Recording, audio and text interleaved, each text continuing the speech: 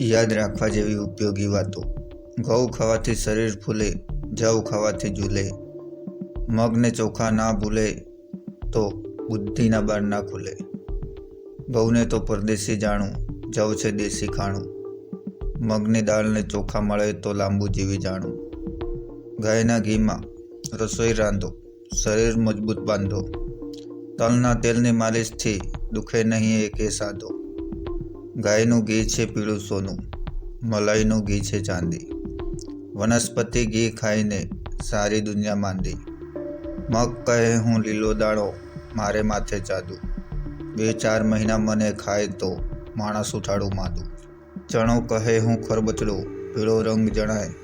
રોજ પલાળી જો મને ખાય તો ઘોડા જેવો થાય. રસોઈ રાંધે પિત્તળમાં ને પાણી ઉકાળે તાંબુ. ભોજન કરવું કાસામાં તો જીવન માણે લાંબુ. ઘર ઘરમાં રોગના ખાટલા ને દવાખાનામાં બાટલા. ફ્રીજના ઠંડા પાણી પીને ભૂલી ગયા છે માટલા.